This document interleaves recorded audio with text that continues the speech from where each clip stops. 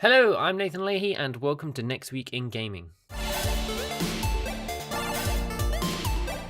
First up next week, we have the yearly Steam Summer Sale of 2016, which is starting on Thursday, the 23rd of June. This usually lasts around about 2 weeks, and they sometimes bundle in a bunch of flash sales and all sorts of crazy stuff, including some games. Although the last sale, I think they just sort of did it as a plain generic sale. I don't know whether they're going to continue that and not bother with all the crazy card collecting stuff this year or not. I think for summer and Christmas they're going to carry it on, but, not 100% sure on that one. I'm kind of Steam sailed out. I'm a bit fatigued because all of the games that are always on sale every single time for 75% off, and they're always about £2.74, Bioshock Infinite and all this crazy stuff. They're good games, but I own them all now, so it's a little bit less fun for me, although I am looking out for a couple of early access titles, including the recently released House of the Dying Sun. I'm kind of looking forward to maybe picking that up on a discount, but there's not a huge amount of games I'm looking out for. But for those of you who are new to a Steam sale, which is very few of you, I imagine, at this stage, it is a tremendous time of year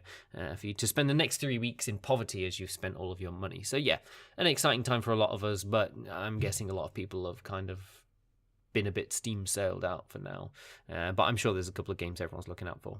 Our first release next week is on Tuesday the 21st of June, and this is by Tequila Works. This is the director's cut version of Deadlight, which is like a side-scroller survival zombie horror kind of game-ish. Looks very similar to This War of Mine, but much different gameplay style, in that you actually get to shoot things all the time. And it's just a really good game. It got some pretty good reviews, and I quite enjoyed it. The art style was nice. And basically, this director's cut comes with like a digital art book. It's going to have slightly better base texture resolution, so it's going to be proper 1080p instead of upscaled textures.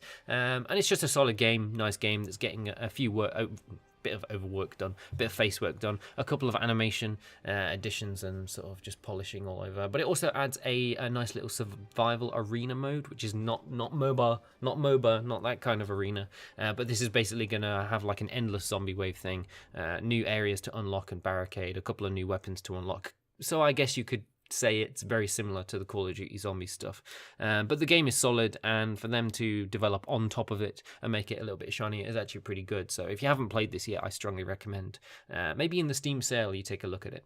Also releasing on Tuesday the 21st of July, allegedly, is Mighty No. 9. Now, I remember covering this in a Next Week in Gaming episode a couple of months back. It was supposed to release and then it got delayed, and there was sort of a lot of weird press stuff coming out saying that, testers and the developers said that the gameplay wasn't up to scratch and things weren't quite right, and they weren't entirely sure in the direction of the game was going, and there was a bit of a rocky patch. And then the developer's been really quiet, and to be perfectly honest, I wasn't aware this game was releasing next week until very, very recently. So it's kind of been a very weird release schedule. So this is actually coming out next week, like properly. They've given this date and they're saying it's coming out on this day, broken or not, basically.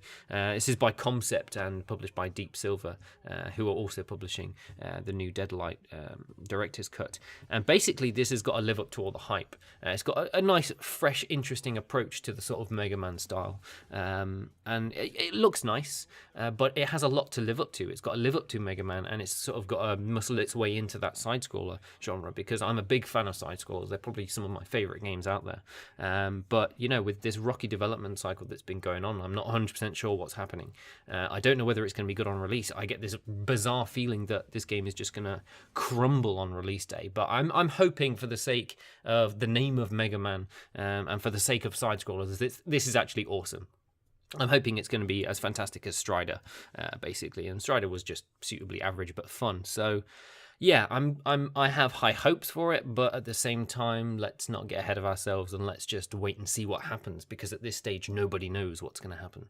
Releasing sometime in Q2 of 2016 is a game called Syndrome by Camel101, and I swear to God I've covered a survival horror game every single week this week, and this is yet another one, although for the most part it actually looks reasonably well developed. The graphics look pretty good, the gameplay snippets I've seen so far look, they're on point, and this game is kind of a nice, neat version of survival horror in that you actually have weapons and you're not just cowering in the corner and closing closets in order and peeking out.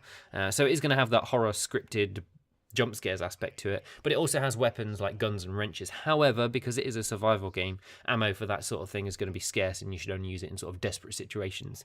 So it is a sci-fi setting. You'll be on a ship with most of the crew dead, dying, or perhaps these monsters that are roaming around. There will be stealth aspects and a little bit of sort of reactive enemies. So the same way you see Hitman, you can toss coins and then guards will stupidly go, huh? And then walk over to the coin, and then you can just start pelting coins in the direction you want them to go. So stealth is kind of a hard thing to approach as a developer because quite a few of them do it quite poorly, because you have to make it approachable but not so dumb that it's just crippling to the AI and a little bit. So I'm hoping it does really well. I hope they get that stealth aspect nailed down, because if they do, then I think that's going to make or break the game. But for the most part, it actually looks relatively good. I mean, it's not necessarily in the same vein as Soma, but I get the impression that they're going for a more System Shocky vibe. But we'll just have to see how this one turns out. So that's it from us at Next Power Up. Join us next week on Saturday for our next Week in Gaming episode. As usual, leave your comments in the section below for what you guys have been playing. For me, it's been a pretty lazy week, to be honest. I've just been ticking over in World of Warcraft, leveling an alt just to see whether I'm going to be playing that character on my main in Legion, and just waiting for that, basically.